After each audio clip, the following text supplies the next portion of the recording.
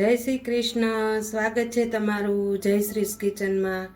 તો આજે આપણે બનાવવાના છીએ ફુલકા રોટલી. એકદમ સોફ્ટ રૂ જેવી પોચી બનશે. તો અહીંયા મેં ઘઉંનો લોટ લીધો છે, રોટલીનો.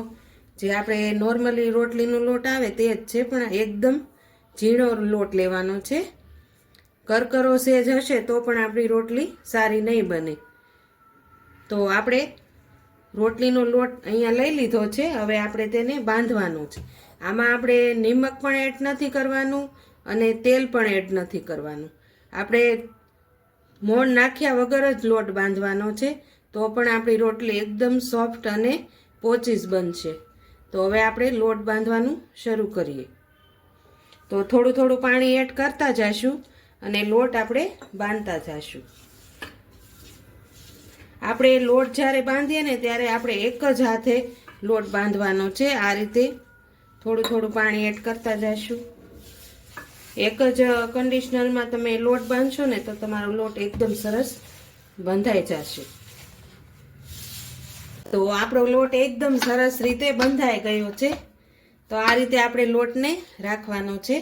તો આપણે લોટને જ્યારે બાંધીએ ને ત્યારે એકદમ ઢીલો નથી બાંધી લેવાનો.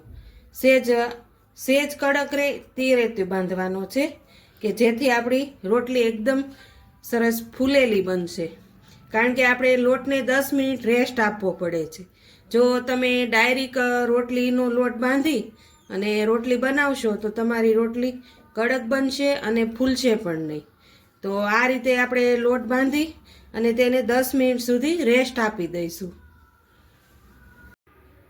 તો આપણી 10 મિનિટ રેસ્ટ આપી દીધો છો. તો હવે જો એકદમ સરસ લોટ આપણો કૂણ પણ આવી ગઈ છે. હવે તેમાં આપણે થોડું તેલ એડ કરી અને કૂણવી લઈશું. આ રીતે આપણે થોડું તેલ એડ કરી અને આ રીતે એકદમ સરસ, જો તમે અત્યારે આવો કલર છે ને તો આપણી ચેન્જ થઈ જશે કલરનું. આ રીતે આપણે એકદમ સરસ રીતે કૂણવી લેવાનો છે.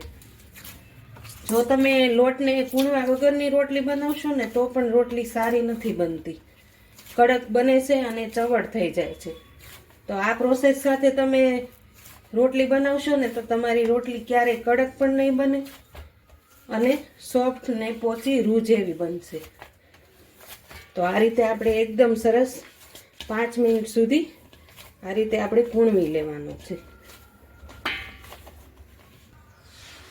તો આપણે એકદમ સરસ રીતે લોટને કૂણવી લીધો છે. હવે આપણે રોટલી બનાવવાનું શરૂ કરશું. તો આપણે રોટલી બનાવવા પહેલાં આપણે ગેસને ચાલુ કરી દઈશું.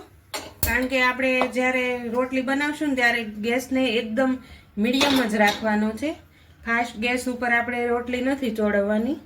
તો હવે આપણે રોટલીને વણી લઈશું. તો અહીંયા મેં મીડિયમ સાઇઝનો લુવો લઈ લીધો છે. તો આ રીતે આપણે લુવાને એકદમ સરસ ગોળ બનાવી લઈશું. હવે આપણે તેને અટામણમાં આ રીતે લોટને કરી લઈશું ને હવે આપણે રોટલી વણી લઈશું. તમે જે સાઇઝની બનાવતા હોય તે સાઇઝની તમારે બનાવવાની છે. આ રીતે આપણે રોટલીને એકદમ સરસ વણી લેવાની છે. રોટલીને એકદમ જાડી પણ નથી વણવાની અને એકદમ પતલી પણ, મીડિયમ સાઇઝની રાખવાની છે.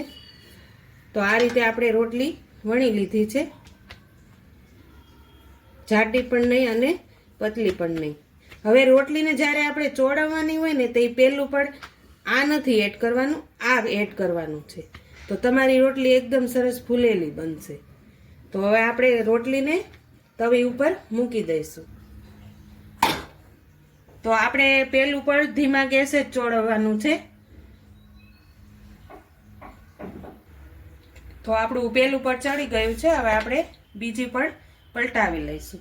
બીજા પડમાં આપણે છેજ મીડિયમ જ ગેસ રાખવાનો છે, કે જેથી આપણું પડ પણ એકદમ સરસ આ રીતે થઈ જાય. થોડી વાર ચડવા દઈશું. તો હવે આપણે બીજું પડ પણ એકદમ સરસ રીતે ચડી ગયું છે. તો આ રીતે આપણે ગેસ ઉપર રોટલી મૂકી અને આ રીતે આપણે એકદમ સરસ રીતે ફૂલી જશે.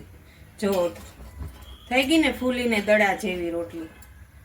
તો તમે આ ટિપ્સ સાથે જો રોટલી બનાવશો ને તો તમારી રોટલી ક્યારેય કડક પણ નહીં બને અને પોચી રૂ જેવી બનીને તૈયાર થશે. તો જો તૈયાર છે આપણી ફૂલેલી રોટલી.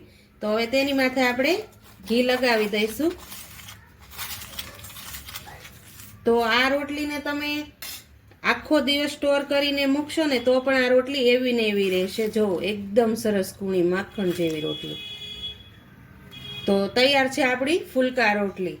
તો જો તમને મારી આ રેસીપી પસંદ આવી હોય તો લાઈક કરજો, શેર કરજો અને નવા હોય મારી ચેનલમાં તો સબસ્ક્રાઈબ કરવાનું ભૂલતા નહીં.